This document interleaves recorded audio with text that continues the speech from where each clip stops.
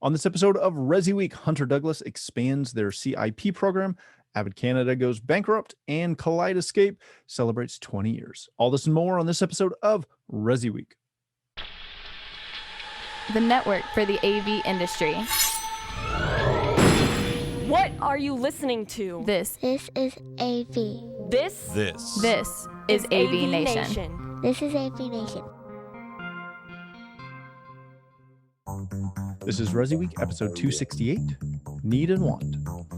Support for AVNation is brought to you by Chief, the global leader in commercial AV mounting solutions, and by Crestron.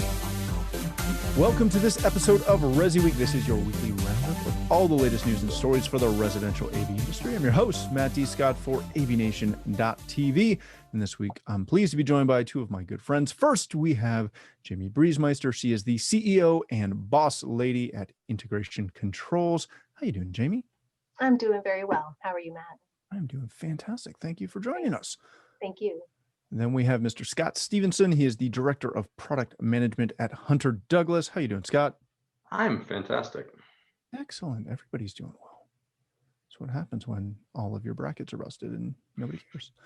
All right, ladies and gentlemen, let's kick this off with a story that comes to us from CE Pro and affects me personally, which is annoying and disappointing, but yeah. AVAD Canada has gone bankrupt and shuts down essentially overnight. They ceased operations one day after Wave in the US was acquired. First of all, on a personal note, I know pretty much everybody that worked in the Toronto branch. So our condolences to them, and hopefully you can all find a job pretty quickly. I will help in any way possible with that. But more importantly, this is coming, as a bit of a shock. I got news that something was up late, kind of Wednesday. It started to circle around in the integrator world that something was going on because nobody was returning phone calls.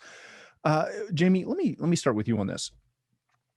And I'll preface this question with the fact that if people are unaware, the way that distribution works in Canada is a little bit different than the US. In the US, there are typically a large number of distributors or sales agents or people you can go to buy product from. Up here, a lot of times there's a handful, and there are certain product lines that are only handled by one distribution company. What do you do as an integrator when all of a sudden, kind of overnight, part of your supply chain just vanishes? We've been talking supply chain issues for a while. This one's different in the sense that, as we said, AVAD shut down overnight. How do you deal with that? Well, we're in the US, so we have a slightly different take, right? And you pointed it out, like your availability of even where you can go to is somewhat limited. So, proactively, what can we do? Try to have as many relationships with a few vendors that sell the same product when you can. Those good relationships, we buy Samsung from two different sources, I believe. So if one closes down, we can get it from another location. It doesn't sound like you have that luxury. In that sense, we really need to be nimble in how we design, I would say, and not rely on, for something like a television, a very specific key feature that you're looking for. If you can swap it out for another brand or another model. Challenging in the world that we live in those high design environments where you can't always do that. You can't just always swap out a TV because it might need to go in a very specific location with specific dimensions. But no, it's definitely a challenge. I say be nimble with your product lines, know what other products you can draw on, and proactively, may not be the case in Canada. It might be a great opportunity for you, Matt, to open up a rep firm. But, trying to have a few relationships with different product manufacturers where you can. We're also, we've talked a lot about, do we just sell one control manufacturer? Do we only sell Control 4, for instance, or only sell Savant or what have you? And for instances just like this, it's really challenging to say yes. I want to be an integrator so I can have some options to pick from. Yeah, very good. I learned this years ago that or similar is your Right. best friend on every design you ever do. Scott, from a manufacturing standpoint, this this hit the integration community at the same time that it hit the manufacturer community. Everyone kind of was aware that Wave was getting acquired and that sale was closing, but this hadn't come to light yet, that they were going to essentially just no longer support anything north of the border. Thus, that went down really, really quickly. As a manufacturer, how do you go about, not only shifting gears, pivoting, but also how do you deal with communications with your integration community? Yeah, no, I think one of the things that's really important is to make sure that even though, I mean, we don't use distribution in any way, so we have direct relationships with all of our dealers. But if I were in the position of whether it be Samsung or Sony or whoever, that you've got this entire community of integrators that are buying your product through distribution, I still would want a relationship with that community. I'd want the ability to communicate directly to them. I'd want people to know who I am, who to reach out to, et cetera, for those types of things, so that you aren't going to be in a situation where, oh my God, this just happened. I mean, I'm sure they're scrambling like crazy as well right now, going, holy crap, half of the stuff that we distribute in Canada, people can't get access to it now. So what are they going to do? But if they don't have that direct relationship with you as a dealer, where they can say, hey, here's your options, then it's really tough. And I think that's so important, is to make sure that you're establishing those relationships and cultivating them and maintaining them, and not just saying, whatever, they buy through distribution and I don't need to worry about who they are on a regular basis. Yeah, we're trying to market to them and stuff, but they're not buying through us, so we don't need to have any sort of formal relationship with them. And I think that just gets both parties in trouble. So I think, my recommendation certainly to any of the manufacturers is work through your existing distributors to understand who the people are that are actually buying, ensure that you've got a relationship with them. But for the integrators out there, push to have that relationship with the manufacturer. Make sure that somebody at the company that you can ping and say, hey, what's going on here? What do I do about this? Yeah, very, very good. And I will say, before we move on, there have been a couple other firms that have reached out and reached out really quickly.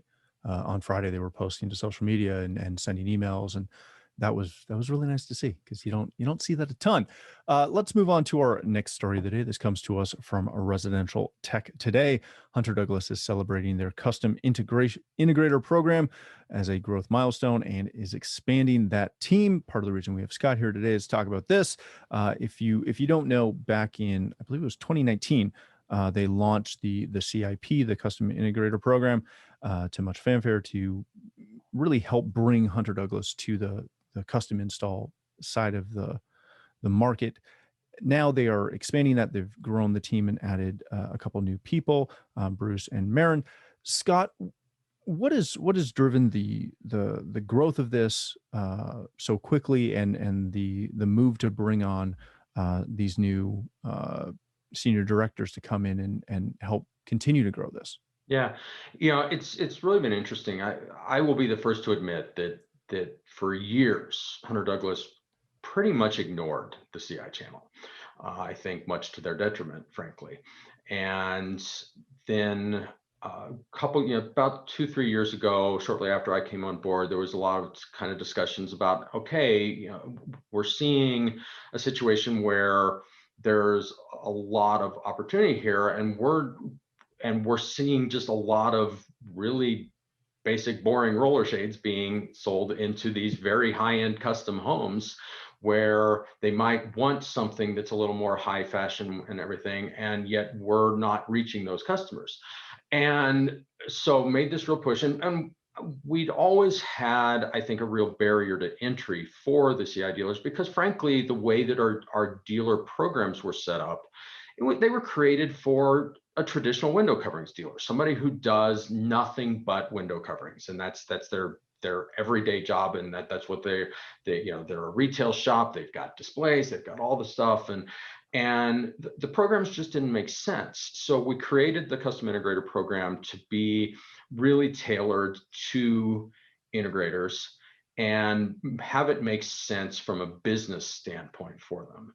And then I think the things that have really made it leap and grow are just some of the real benefits that we offer in terms of things like our HDIS program, which is Hunter Douglas Installation Services. So for a lot of our CI dealers who aren't out there installing window shades every single day, that's an area that they know can get them in real trouble. And I've talked to so many of them who have talked about the fact that they've got a very expensive mistake sitting in their garage that they measured wrong, and they don't know what to do with that expensive shade. And so HDIS takes all the risk out of that. We do all the measuring, all the install.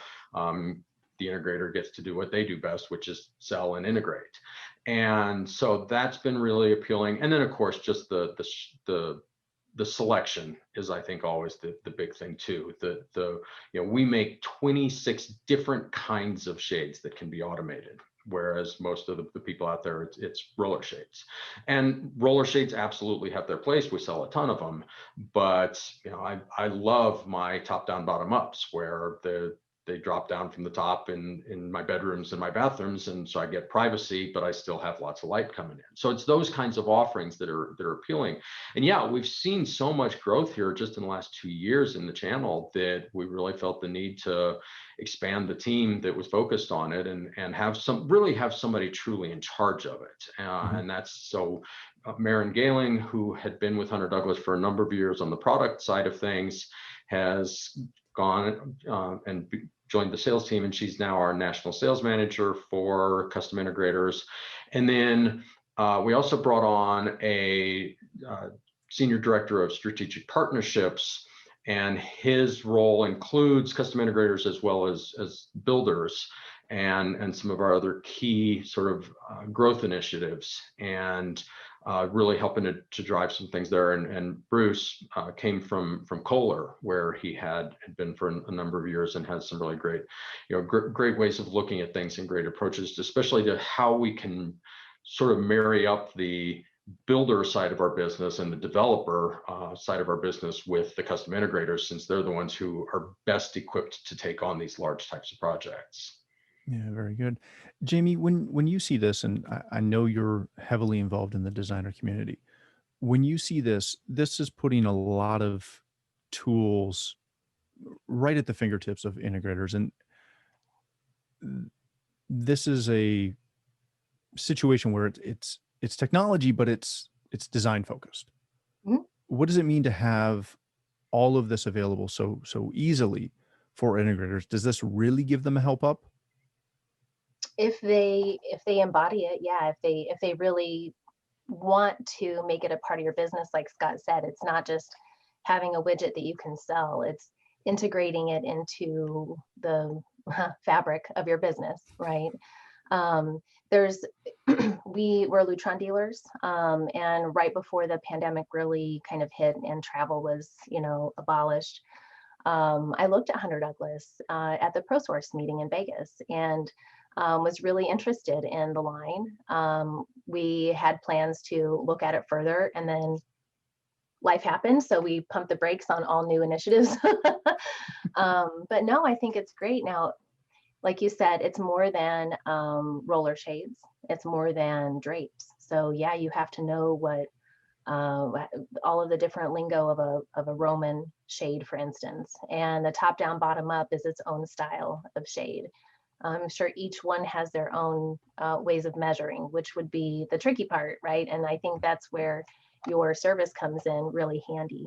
I guess I'm really curious to know, because I had looked at it, and I kind of like to dig into the logistics. Two big questions that I have is, like, how do you bring in that person that's going to measure and help make sure that you specify the right shade? And then two, as you mentioned, Matt, like, this is in the design community, and designers are used to selling these shades. So there's certainly a competitive arena now between us and them. Used to be where I could sell to a designer. Now we're trying to sell the same thing to the same person. So I'm curious to know what your take is on the designer integrator relationship, because I think that's a really important piece to consider in your initiative. Yeah. Yeah, I'd like the logistics of how do you get your person to come in and measure and show up Yeah. on time.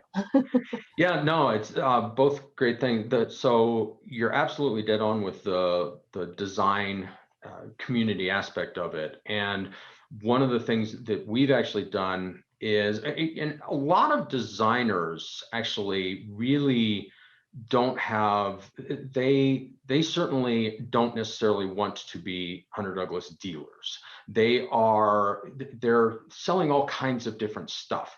They want a relationship with somebody that they know, and oftentimes these designers are involved in pretty high-end projects.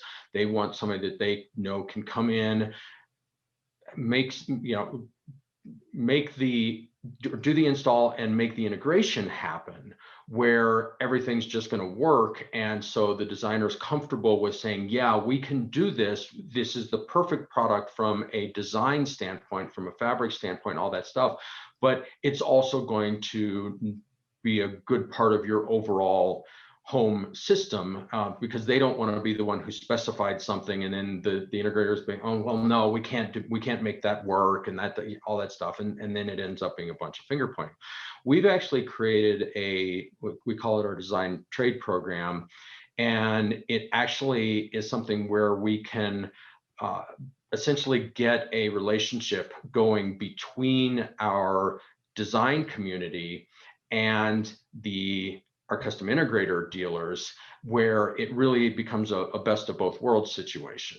And I've seen this where the designer brings the project to the integrator and says, hey, I've got this project I'm working on, blah, blah, and usually then it's just they get a cut.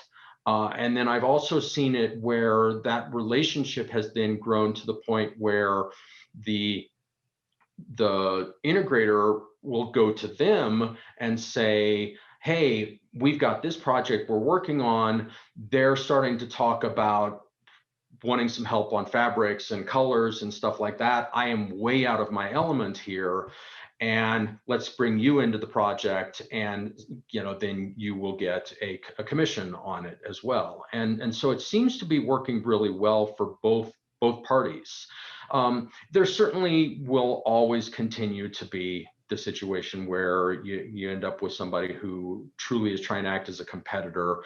But I think in those scenarios, then you just have to figure out a way to say to your client, look, it's fine, but we will charge you for the integration aspect, and then make sure that you're covered in case that what they're selling is something you're uncomfortable with integrating. As far as your second question with regards to how the service works, it's actually really simple. So we have, I don't know, it's like about 600, I think, installers across North America that are people who we've vetted. They are not employees of Hunter Douglas, but they are people that we've thoroughly vetted, trained, etc.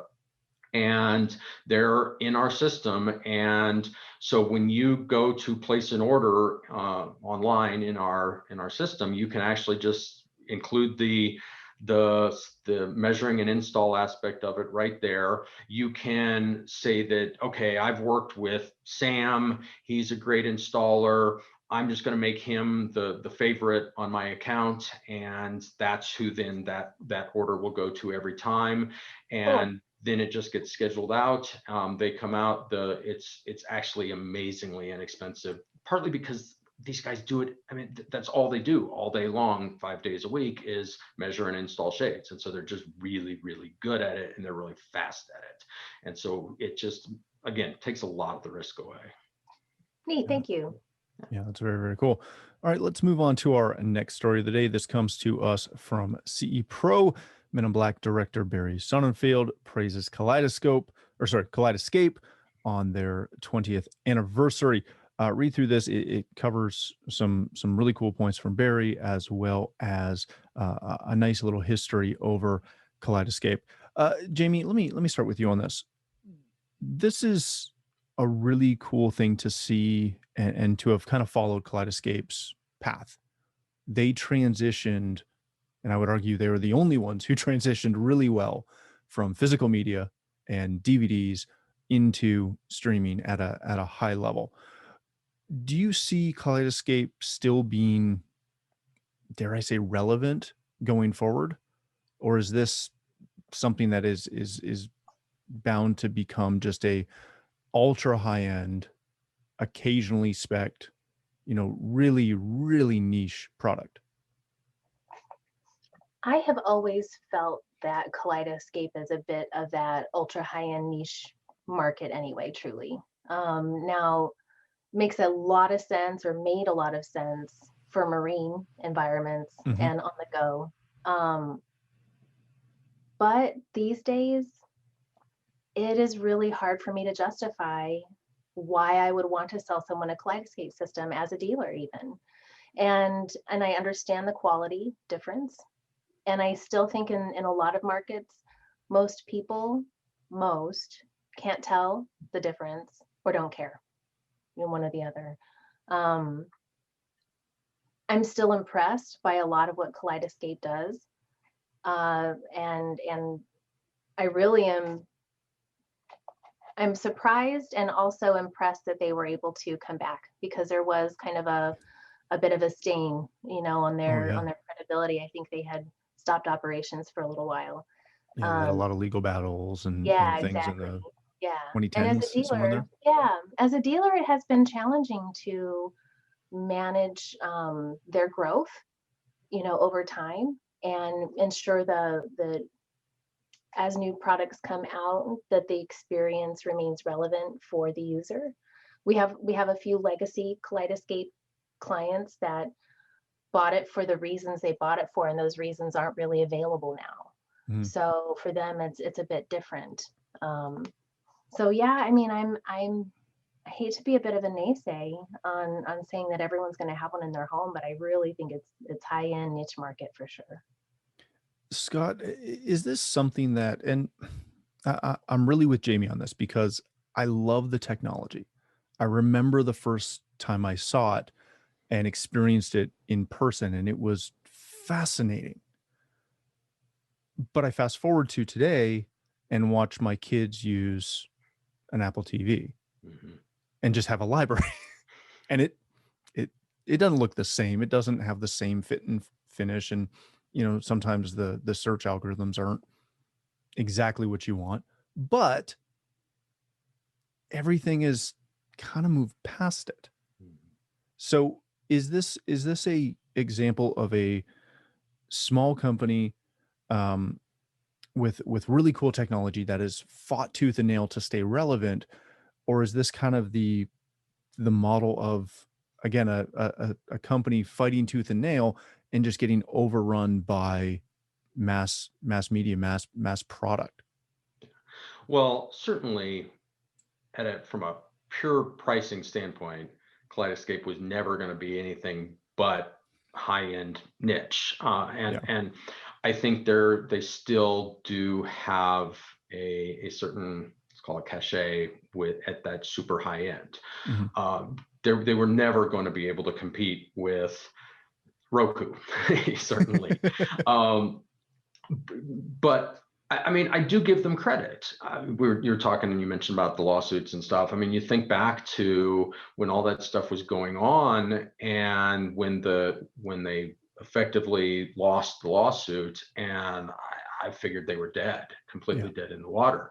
And I think as a company, I think they really pivoted and figured out how to continue in a way that they could legally operate and do so in a means that still provided that high-end experience that their customers had come to expect. And I remember hearing a story, talking to one of the Kaleidescape sales folks at the time, about being able to go in and talk to people, and they'd be like, man, this seems like a lot of money, blah blah blah, but then you'd show them how easy it was to use and how the kid could use it. You talked about your kids just surfing Disney Plus, and the fact that the mom wasn't having to go and find the DVD that the kid wanted to watch that day that, turns out was in the car and all that stuff. No, it was all right there. And they had really created a great solution that served a nice purpose at that high end. But it's tough to compete now with Roku, who's doing fundamentally the same thing, certainly not at the level of quality, not at the level of interface, not at the level of search, not at the actual quality of image and sound.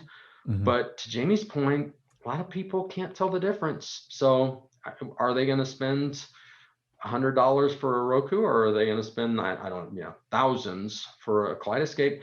It's tough, other than that very, very high end where it truly is the money's no object kind of project.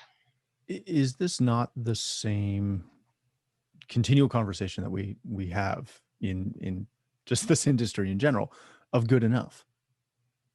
Like, and again, I'm a huge believer in the concept of Kaleidescape. I give them ridiculous amounts of respect for, as you mentioned, what they came back from and what they've grown through. But and we're not a dealer, so I don't have that issue that Jamie's dealing with. But I don't see, for most clients, even ultra high-end clients, if you stream something in 4K from a high-end Roku or an Apple TV, will it look that much better streaming from Kaleidescape blah, versus just a 4K Blu-ray? I don't know. I don't know if we can answer that. I mean, and I think that's where, there's been a lot of talk about showrooms and whether you should have one or not. And Kaleidescape truly is one of those things that must be experienced to feel the value in it, if you will ever feel the value in it. Now, that being said, with more people staying at home and maybe realizing they wanted a home theater, I can see the home theater enthusiasts still liking, appreciating, and wanting to have a Kaleidescape as part of that architecture. For the media rooms of the world and the open to the rest of the room type of rooms, which I think most of us really install that every day, all day. Yeah. Kaleidescape just doesn't make a ton of sense. And as far as the good enough, that argument is one that I find interesting because it's kind of like saying if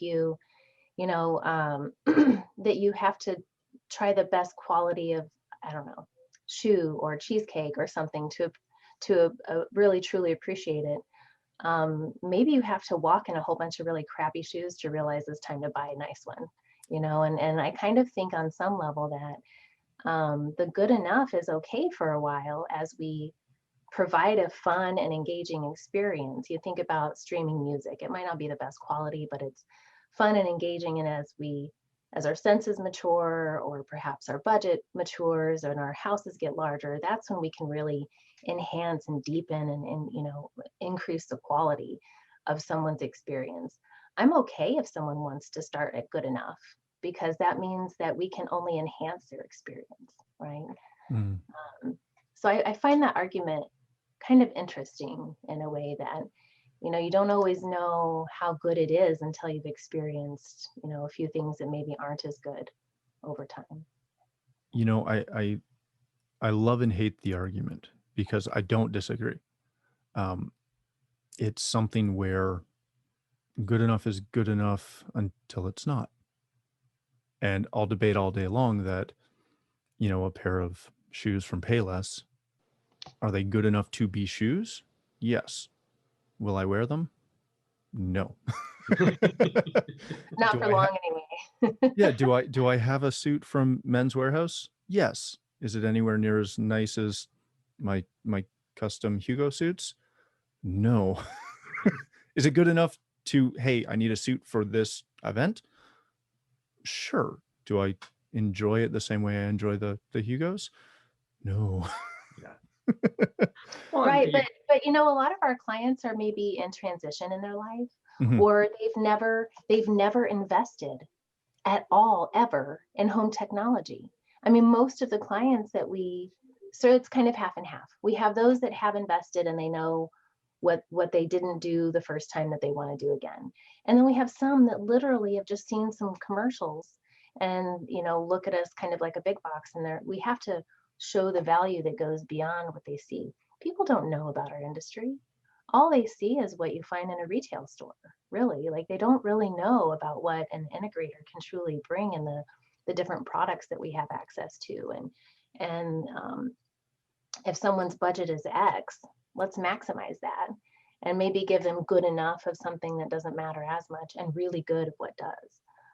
Then we can only, like I said, grow that other experience and enhance it.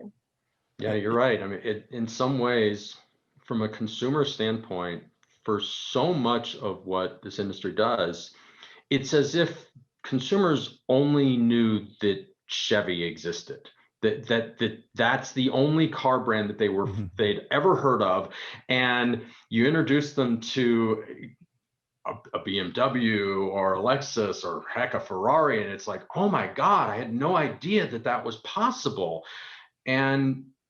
But yet consumers know about BMWs and they know about Lexus, and for a certain consumer, they're absolutely willing to say, yes, I have the money and I'm willing to pay for the premier solution that solves my want, not just my need, but my want. And then there are other consumers that, even if they have the money, are going to say, yeah, whatever, I'm perfectly happy with a Ford F-150 or whatever, which can be a very expensive car these days. But it really is about fundamentally back to educating your customers on what is possible and what gives you that truly elevated experience that's going to make you happy in your home.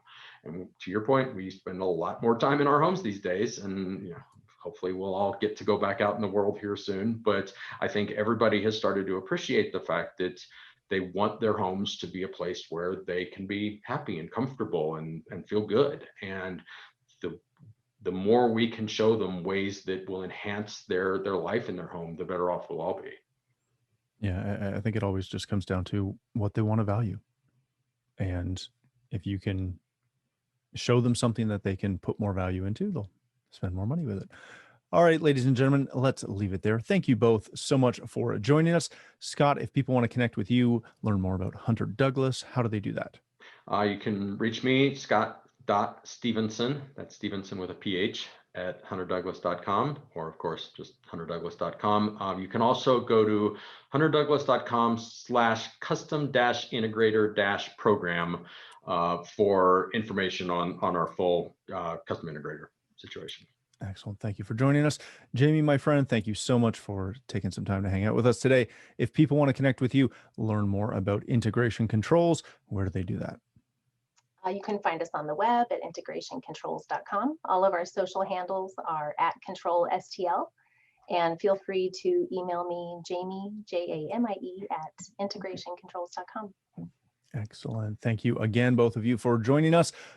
For myself, if you'd like to connect with me, you can find me on Twitter at Matt D. Scott and pretty much every other social platform. But more importantly, please visit AVNation.tv, where you'll find this show, as well as a wide variety of our other shows with all the verticals that we cover. When you visit the website, please take a moment to check out our supporters. We are extremely thankful for their support and ask that you check them out as well. Thanks again for watching. That's all the time we have for this episode of ResiWeek.